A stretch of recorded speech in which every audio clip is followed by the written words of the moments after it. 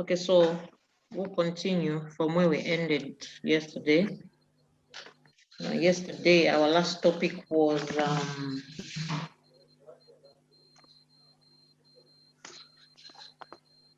last topic was on subjects of international law. And I remember that I gave you some cases to go and look at, but before we come to that, let me try to cover more content because we're supposed to finish the syllabus today. So by is it 17:30? Senior Counsel. Yes. Yes, please. Yes, Senior Counsel. I had to find out. The timetable was being revised, and it shows that if it's revised, we're supposed to meet again next week. So, to my thought, my thinking, won't it be so much overload knowing that next week we will still have time to meet if we're to finish everything today, meaning next week won't be there. But to prevent too much work overload, why can't we? That is fine. It's just that your what is it? Your class rep called me, and then she said today we're supposed to have a double session. But since it's been split, I think that is the best thing to do. Otherwise, it would have been too much work, of course. So that is fine. I don't have a problem with that. Then we'll be able to finish next week. Next week on which day?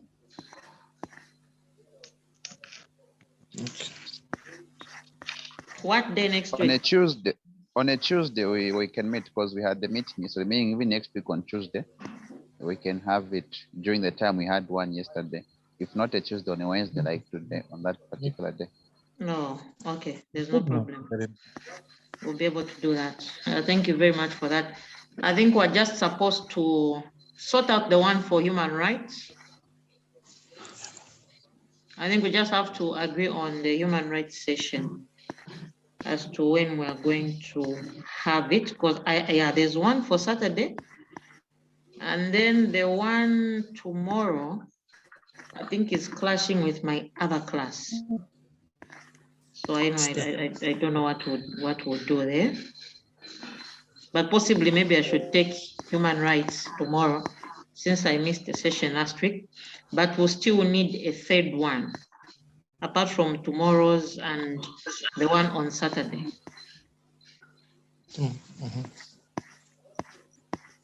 So since the timetable is showing for us, this is international law, it's showing on Tuesday, yesterday and Wednesday, it means the next meeting we're going to have in will be the last meeting. So if we respect the timetable, it means as well that there will be one day which will be a free day from the timetable. We can utilize it to make up for human rights. Okay, then just let me know when that day will be so that I'm aware. Also, with the class from the group, right? No communication to you, yeah, because I also need the login details because Zao uses its own login. It's not like these other meetings where I can schedule my own meeting, but Zao prefers to use their own login details. So I'd also love those details to be available. But I think for now we can proceed. That's okay. There's no problem. So for now we can proceed, and we are going to look at recognition of states and governments. So we're going to look at recognition of states and governments. When we talk about recognition, the word recognition basically refers to an act of acknowledgement on the one on one part, acknowledging the other party, and referring to recognition of states and government, it simply means that a state is acknowledging that another state exists.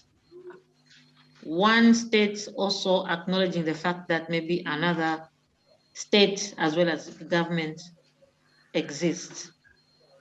So recognition is very important because it gives the recognized entity a certain status on the international law scene.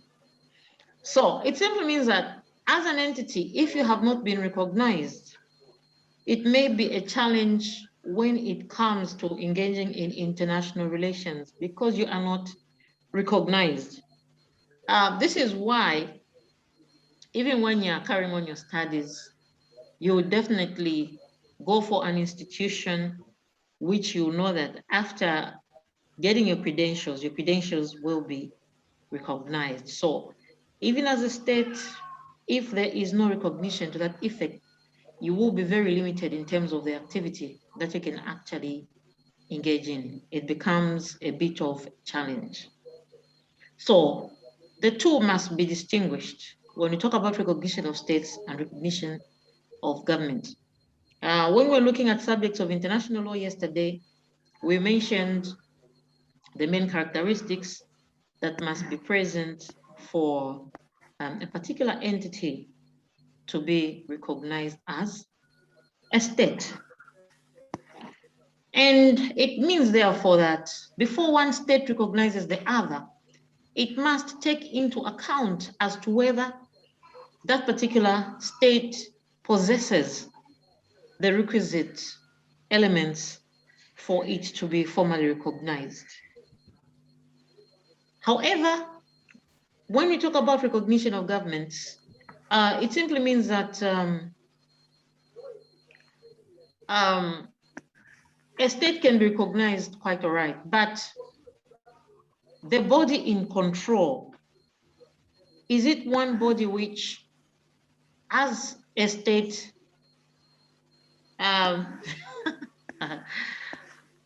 who's saying you can't see me, but you can hear me? At least you're able to hear my voice. I haven't combed my hair, so I can't switch on the video. So they want to see you. I haven't combed my hair today, so let's try next week. So I promise you, before we finish classes, I'll turn on the video. Not today. Okay, so recognition of a government. So this particular state can be in existence quite all right with all the elements of a state. But what we're questioning is the body which is in control, the one which is in charge of running that particular country. That is known as the government. We have seen that in a number of cases, there are certain governments which will be recognized. Some other governments will not be recognized. I would give an example of the Zimbabwean government. There's a time when the Zimbabwean government was not recognized. Is it under Ian Smith? So it can be recognized as a state. But in terms of a government, you can question maybe as to the credibility of the government. You can lack confidence in that government. And as a result, once you raise such questions, then as a subject of international law, you may not accord such as a government recognition. But what you need to know is that it does not matter whether it is all the states around the world which recognize you as a government or as a state or not, because we're not given the number of states that must, because we are not given the actual number of governments, or rather of states which must recognize for a particular state to be said to be recognized.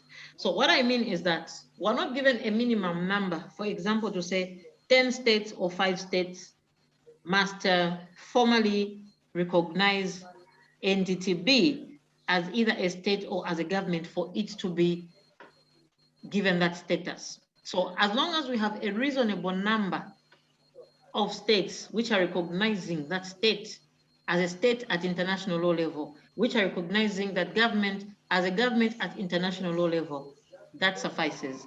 The other thing is that we're not given a procedure that has to be followed when recognizing. There's no particular procedure which must be followed to say procedure A or procedure B when recognizing, but there are just certain actions which can tell us that a particular country is recognized. One such example is, I'll give an example of Zambia. When other countries are sending their ambassadors to Zambia, definitely it means that they recognize Zambia as a state, and they also recognize the Zambian government. When we had a state funeral, a number of states sent in their condolences following the death of our first Republican president. So that meant that they do recognize us as a state and as a government. We can also have, for example, the way Zambia has entered into agreements with China, maybe with India, and a lot of other countries. We have maybe UNICEF carrying out some projects in Zambia and so on. All those are forms of helping us know that we are recognized as a country and our government is also recognized. So there are various methods through which we can tell that recognition has taken place either expressly or by implication. And when we talk about recognition of states and governments, I'm referring to the case on page 29 of your modules, which is Somalia Republic versus Woodhouse, Drake, and Carey. So in this case, the judge identified several criteria which should be considered by British courts when determining whether a government is the sovereign government of a state. For example, whether the entity is a constitutional government, a state, the degree, nature, and stability of administrative control, if any, which are exercised over the territory of the state, whether the British government has any dealings with that government, and if so, the nature of those dealings, and fourth, in marginal cases, the extent of international recognition that has been accorded to the government of that state. So this guidance is particularly for recognition of governments, some of which I've already mentioned, that there are certain factors which can be looked at before a state decides to recognize another. So we have up to now some states in the international community which do not formally recognize other states. It is normal, and there is nothing wrong with that. And the next point that I will mention are the two theories on recognition of states. Unless if there are questions, any questions, you can ask. So I'll talk about the theories on recognition of states. We have the first one, which is the constitutive theory.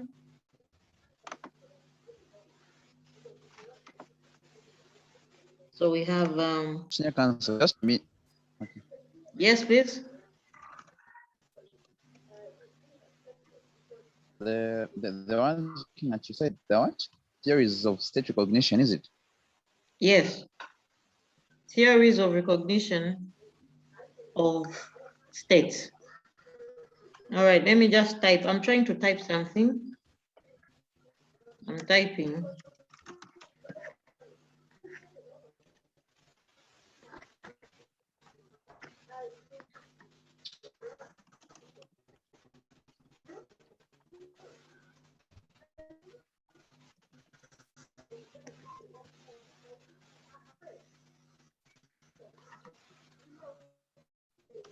Theories of recognition of states.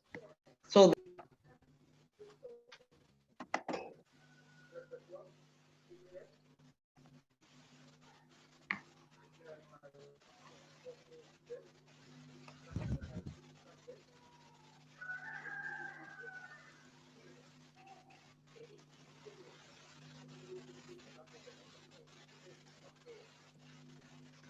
there are two, the constitutive theory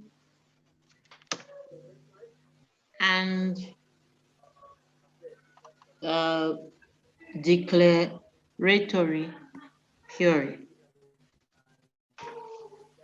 So the main difference between the two. Just a minute, Nyakan. You said Yes. the constitutive theory and the declaratory. I've put it in the chat. They're not able, oh, I think there's it's a not mistake. appearing.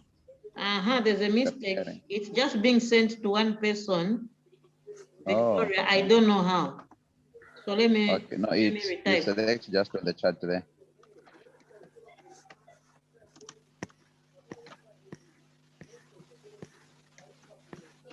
I'm sure now you'll be able to see.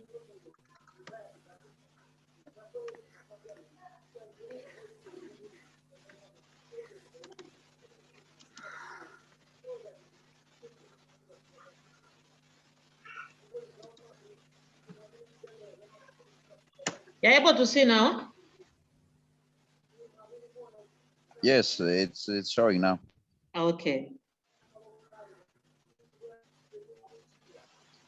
So the constitutive theory is a theory which states that what actually accords recognition on a state is the act of recognition. So it means what really makes a state to be a state is the act of recognition. So there are two things that we look at under constitutive theory. The first one is that the recognition creates a state, and secondly, it determines the legal personality or status of a new government regime. So it means that under the constitutive theory, once a state has not been recognized. So the previous one was what? It constitutes. I'm just talking about constitutive. Okay, the first one. What's your question? Recognition of state. Why said recognition to state? That was the first one. The two theories under constitutive. So the second one. Constitutive and declaratory. Yes, I've got now the explanation on constitutive. You said two elements. A theory. Yes, two elements. Now the first one was recognition creates a state. Then the second one is what? It determines the legal personality or status of a new government regime.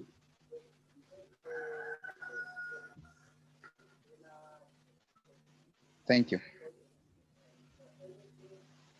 Yes, so someone is saying the sound is gone. I'm unable to hear anything. I think it is just network problems. I've seen your message, Mwemba, but I'll be able to share the recording once class is done. But we do have network challenges actually as a country, or if not as, I think the entire Africa has network problems. So that is the constitutive theory. So the constitutive theory is the one which actually creates the state and also determines the legal personality of the government. We have the declaratory or evidentiary. The other name for declaratory theory is evidentiary theory.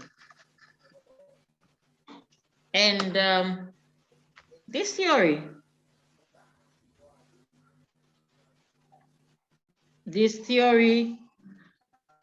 does not create a state. A state will already would have been in existence, but it is just a formal acknowledgement, like to just finish the existence of a state. So that is the declaratory or evidentiary theory. So the difference between the two is that, yes. So I didn't get the expression declaratory theory. Instead, the one you got is also known as evidential. So you can help me with the definition of it. Okay, so I said declaratory theory is also known as the evidentiary theory.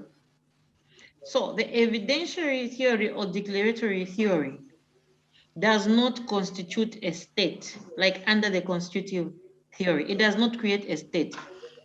Under the declaratory theory, a state is already in existence. A state is already in existence. But the only thing that takes place is that a formal acknowledgement will now come from other member states to acknowledge that a particular state exists. So it will just be a formal acknowledgement from other states which will acknowledge that this state exists. But whether they acknowledge or not, this state is already in existence. But under the constitutive, it means that it will be a bit of a challenge because what is actually creating the state? And we're talking of the legal aspect now, the legal status of a state. What is actually creating it is the act of recognition. So these are the two theories as to recognition. Any questions? Senior Counsel. So, for example, Go ahead, yes. If Ghana acknowledges that Zambia is a state, so that situation is what we're saying in the declaratory theory. The acknowledgement that this is a state format is what is declaratory theory. Yes, correct. Of course, this will happen at a point whereby, of course, the status that Zambia has now is that it's already able to carry out activities on the international plane. But maybe we can talk about maybe after 1964. Of course, after 1964, that's where we saw that Zambia was built as a country. So there now it needed to be recognized by other entities so that they could begin to act on the international plane. So it is at that point whereby a country is not yet stable in terms of its status at international law level. So at that point, whereby you discover that due to certain reasons, this country has already reached a certain status where it is a subject of international law. So other states will begin to acknowledge that it is a state. That is declaratory. But there are times when before it can begin to enjoy any rights or practice any obligations on the international plane, it is trying now to gain that momentum so that it can be a subject of international law. So before it can do that, it will need to be jump-started by other entities on the international law plane to create it and give it that legal status of a state. So failure to that, meaning this entity will not be a state. So that will be the constitutive theory. So the example that you've given is correct, but it's just that Zambia at this time is now stable as a country. But these theories are referring to a situation whereby this country has previously not been a subject of international law, of which now I think we have very few countries which have not acquired that status. There could be very few. But back then, especially in the 1960s, 70s, and 80s, when most of the countries were now becoming independent, that's the point at which these theories would actually make sense. I hope you've got that explanation. Any other questions?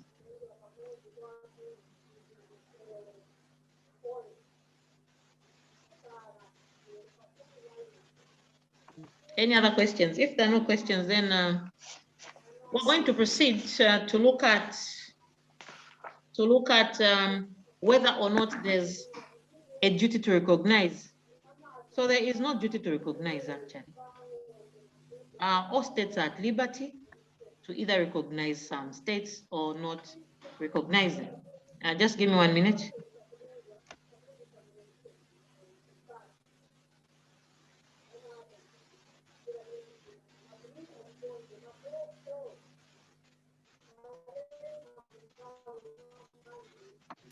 Okay, yes, so what I was saying is there a duty to recognize? No. Up to now, we have certain countries which deal with each other. Others do not want to deal with each other completely. So the forcing matter. So there is no duty to recognize. But I would say that under customary international law, it is actually good to be a bit courteous to other players of the international community. Yes, There's a hand raised. Go ahead. Yes. Does it mean that both theories should be fulfilled for an entity to be recognized as a state? Or maybe if one is fulfilled, then it's okay. No, there's no need for both of them to be present. Any one of them is enough.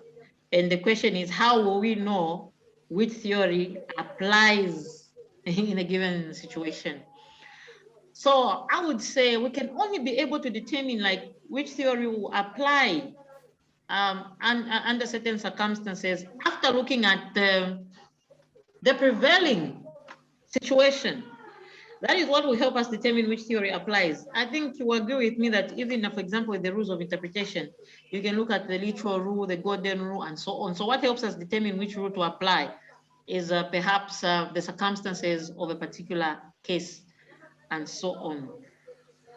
So therefore, any one of them is enough. But what you need to know is that the most important thing under recognition of states and government is that a state is just in the process of acquiring the legal status now of being referred to as a subject of international law.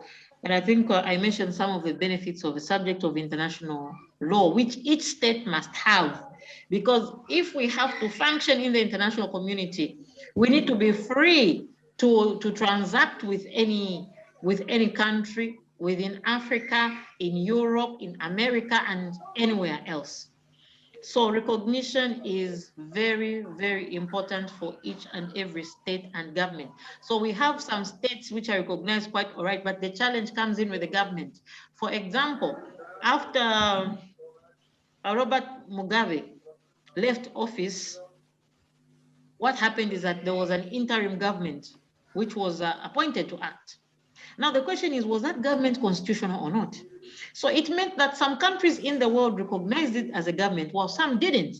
But it appears that Zambia did recognize that as a government, because I remember that our president, Edgar Chagwa Lungu, actually went to Zimbabwe during that period. So it is important that if a state is recognized, then it can enjoy international rights. It can bring a claim on the international plane. So for you to be relevant in international law, as a state, as a government, you have to be recognized. And you can be recognized through any of the theories, and you can be recognized expressly or by implication, like I mentioned. Any other questions? Okay. We have the issue of the criteria for recognition of a state. We looked at this under subjects of international law. So for a state to be recognized, it needs to have a defined territory. It needs to have a permanent population, a government, and it must have capacity to enter into relations with other states. So that is settled. And what you need to know is that once a country has been recognized, there are a number of benefits which move with recognition. And an example that we can get is on page 33 of your modules, which is talking about effect of recognition in municipal law, although this is referring to the United Kingdom practice. For example, if a country is recognized by the United Kingdom, it enjoys local standard in the UK courts, and it can accordingly raise an action in the UK courts. It enjoys immunity from suit in the UK courts and cannot be sued without the consent. You can find this from page 33 to about 35 of the modules. Its legislative and administrative acts will be given effect to within the United Kingdom, and recognition once granted is retroactive. So this is just an example that was being given in the case of the United Kingdom to say when the United Kingdom recognizes a certain country, these are the benefits of recognition.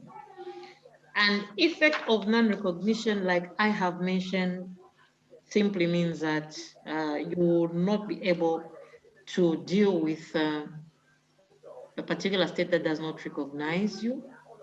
and it also becomes difficult for you to enjoy international rights and also maybe conduct certain activities on the international plane. Are there any questions? Any questions before we go to the next topic? Any questions?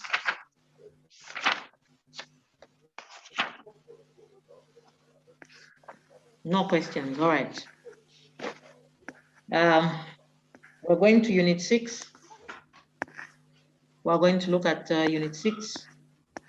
Unit 6, which talks about state jurisdiction. So we are looking at state jurisdiction. And there are 5 principles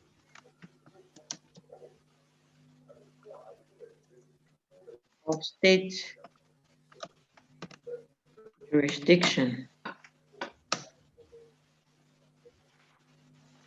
So we have the territorial principle. So I'll discuss them one by one. I just want to put them down. So we have the territorial principle, nationality principle,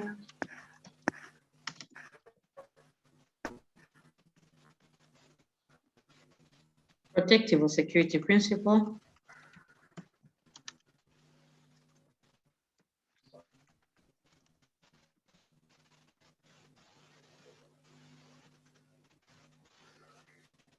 universality principle,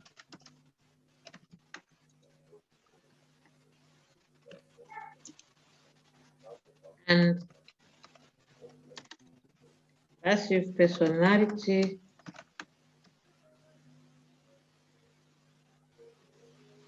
principle.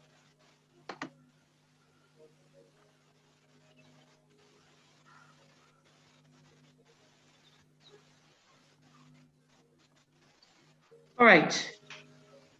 So these are the 5 principles when it comes to jurisdiction.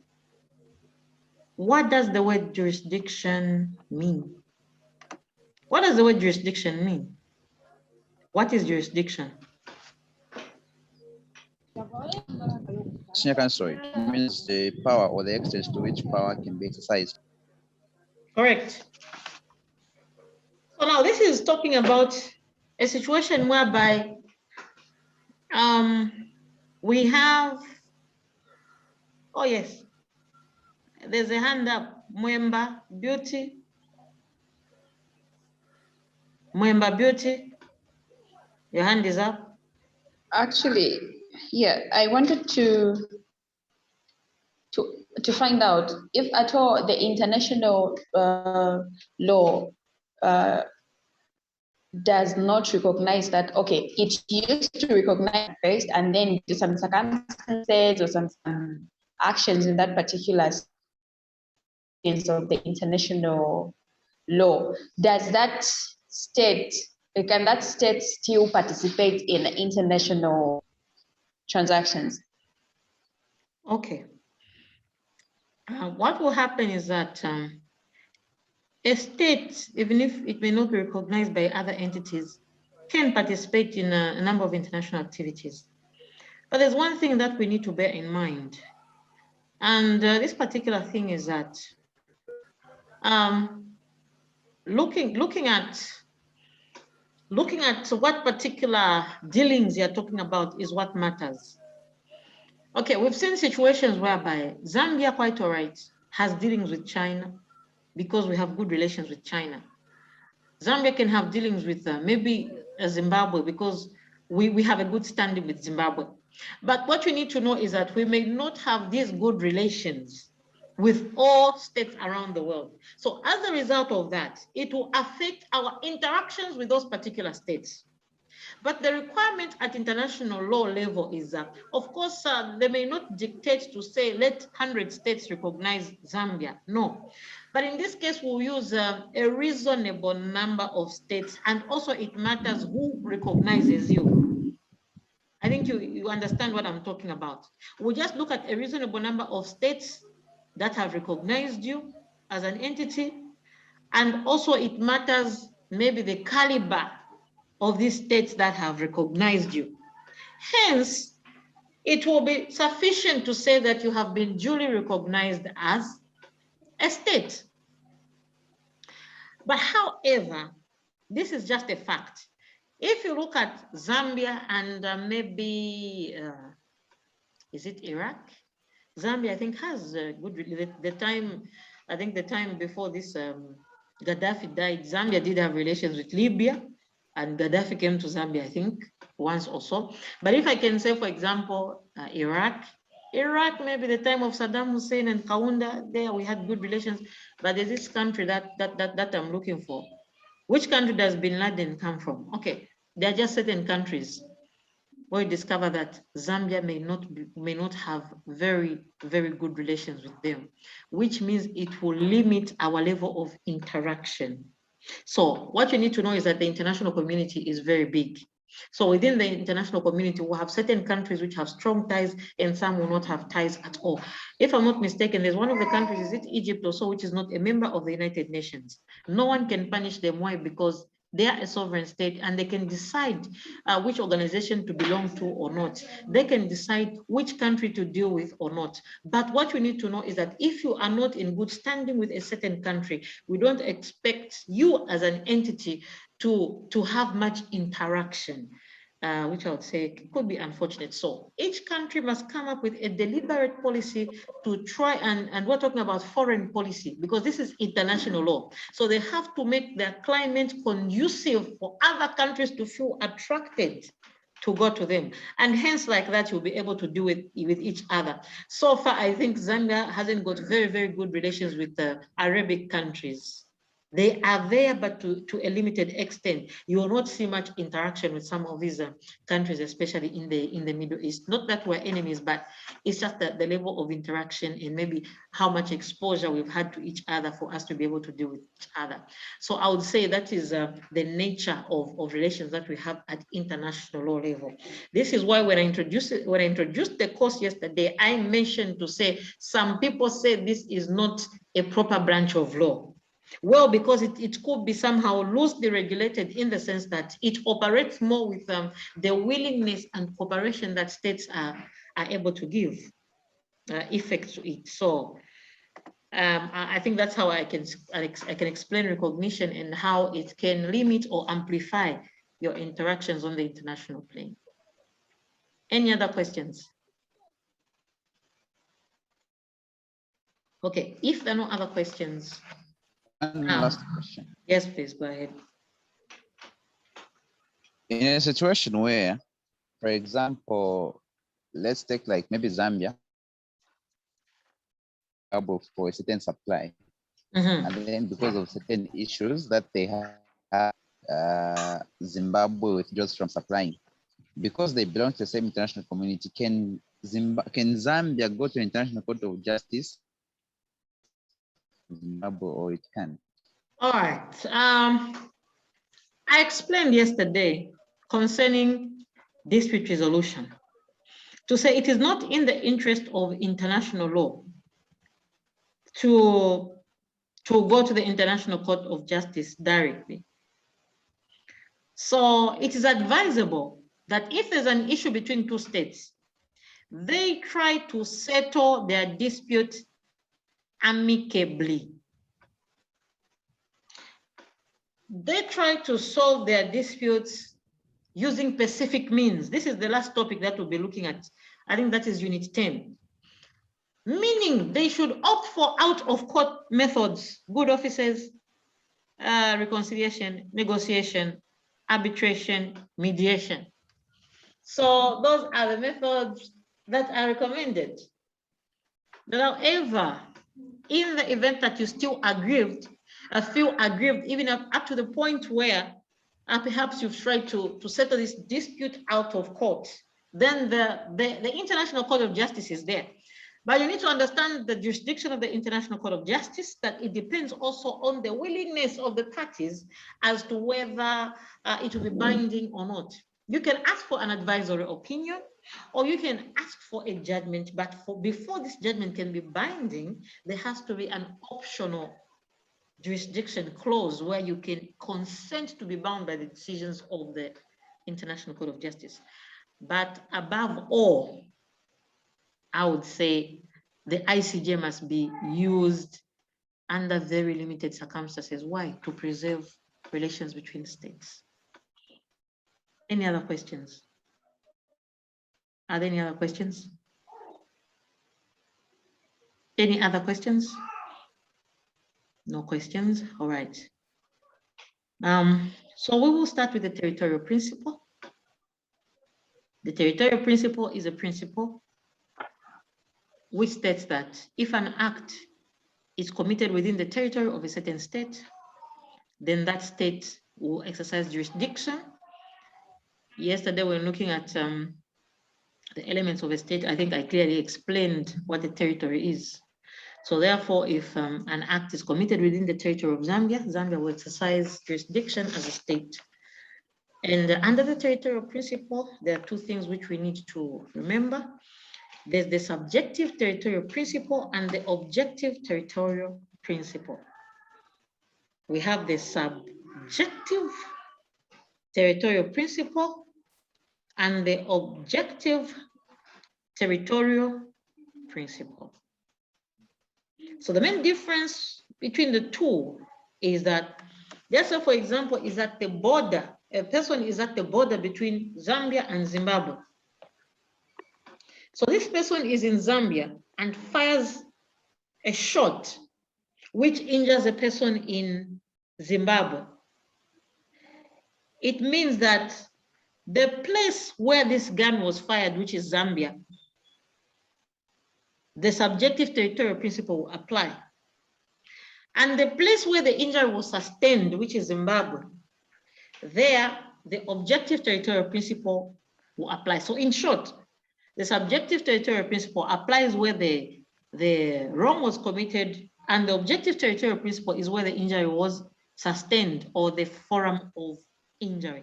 So those are the two things which you need to remember under the territorial principle. So Just an yes. Just an emphasis, the last statement, subjective apply, and then you said objective applies where the wrong or where the injury. I'm typing something, so let me just type.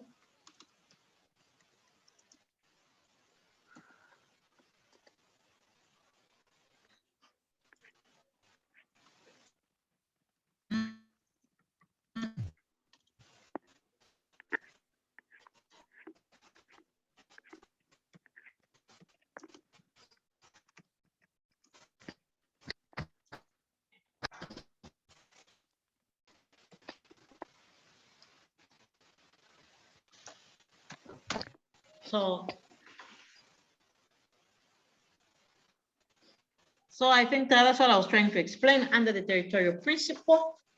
Any other questions?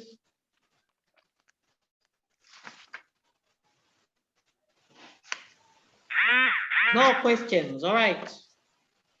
I go to the nationality principle.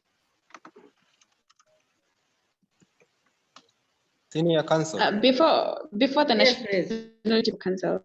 I have a question. I thought you would explain on subjective principle, because yes, on this principle will apply. But what is subjective principle? What are we really talking about when we say subjective principle? Now, when you say subjective principle, that is wrong. It should be subjective territorial. I'm talking about the territorial principle. But what I have said under the territorial principle is that there are two possibilities under the territorial principle. To begin with, the territorial principle refers to which territory, like on which territory has the offense been committed. So once an offense has been committed on the soil of territory A, it means that the law of territory A is the one which have precedence. Oh, great. But then, what makes us have two approaches to the territorial principle is the possibility of one offense being initiated in one territory and completed in the other. Because remember that two courts cannot exercise jurisdiction at the same time. So what we are doing here is to try and see which law applies in international law if an issue arises, which court will exercise jurisdiction to avoid confusion, because two courts cannot handle one matter. You look at things to do with forum shopping, lease alibi pendants, these are things that you do in conflict of laws. So we try to avoid such situations. Only one entity can exercise jurisdiction. So therefore, a territorial principle looks at in which territory was the offense committed. But there's a possibility that a crime can be initiated in Zambia and completed in Nigeria. Remember that these days it's very common. I'm sure most of you receive funny messages to say you have won a Toyota Lexus, you have won 50,000 pounds. How do I win something without entering? I think you've seen such funny messages. Those are cyber crimes. So you find that this crime has been initiated, and Nigerians are the ones who are good at such acts. They'll initiate it in Nigeria. It will be completed here in Zambia because the money will actually be wiped out of your account. A number of people have been swindled. Then the money will be wiped out of your account here in Zambia. So meaning we have two possible jurisdictions here. So therefore, if we talk about the territory within which,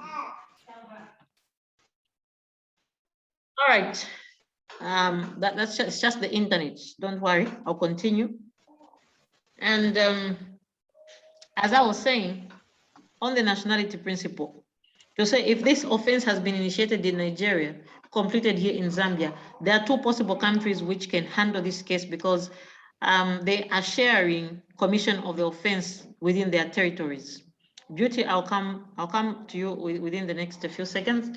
So in Nigeria, where this act was initiated, Nigeria will have jurisdiction pertaining to the subjective territorial principle. Zambia will have jurisdiction pertaining to the objective territorial principle as the country in which injury was suffered. So I hope the explanation is clear now. Yes, Sylvia, your hand is up. Okay, so what I was trying to say is that the crime that was committed by Namibian personnel to a Zambian personnel, actually it was a murder. So the Zambian courts tried to try this case, but unfortunately, I don't know really, could it be that international law took its course? These people claimed that they are convict because this person was convicted in Zambia. So the Namibian nationals claimed that the convict be taken to Namibia and be sentenced from there. Was that some international law that was being applied there? Kindly clarify. Correct. That is the next principle, which I'm about to come to, which is on the nationality principle. Actually, that's the next principle that I'm supposed to talk about, the nationality principle. So the nationality principle, I think this is where I lost network. The nationality principle deals with the nationality of the offender. So these principles are very confusing. If you're not careful, they'll be confusing you.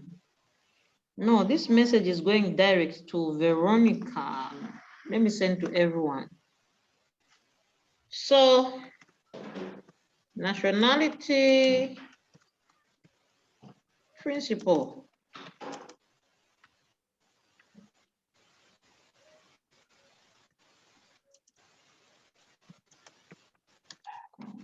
Deals with the nationality of the offender. The nationality principle deals with the nationality of the offender. So that is probably an example which you're just from giving me to say this person was tried in Zambia. I'll give you an example of a lady who was arrested in Dubai. This person was taken to court. And you know, in the Middle East, when they catch you trafficking in drugs, normally it is a death sentence. But the Zambian government emphasized to say, can you have this person extradited to Zambia and they'll be tried in the Zambian courts? What did the Zambian government rely on at that time? The Zambian government relied on the nationality principle. This is why I keep emphasizing to say international law can only work if there's cooperation between the countries. So what you need to know is that if the Zambian government did not cooperate with Namibia, that person was not going to be taken back to Namibia.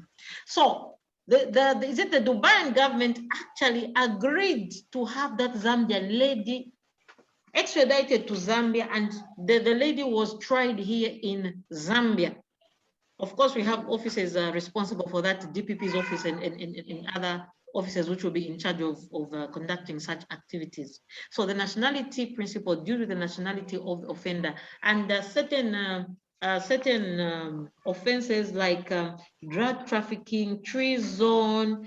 So they're like also offenses under the Secrets Act, the Official Secrets Act here in Zambia, where the Zambian government does engage in such activities to say, let our national be brought to Zambia and then we will deal with them accordingly. I hope the nationality principle is clear. Any questions?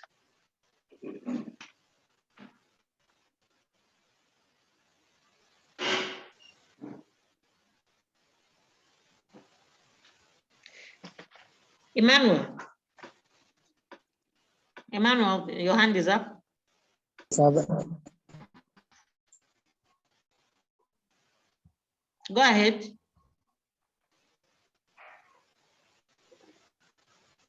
Yeah, question.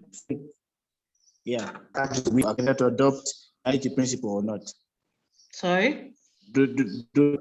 Like, is it like whether they like it or not, they have to agree that you be tried in country of origin, they have to be willing as well to let you. Who has to be willing? The country are requesting that the offender be tried in their country of origin. You actually don't request any country. It must be the country which will request itself. So no one can force you. So definitely when something happens to a Zambian abroad, we'll be looking at a topic, is it diplomatic and consular relations? So when there's a representative of Zambia in another country, what will happen is that this representative needs to have record of all citizens of Zambia who are in that country, be it China or Russia. Should anything happen to a Zambian, whether the Zambian is sick, whether the Zambian has been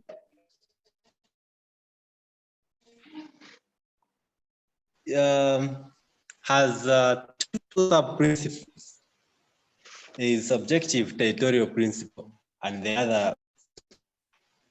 So if you commit an offense while sitting on the land of Zambia, that becomes subjective.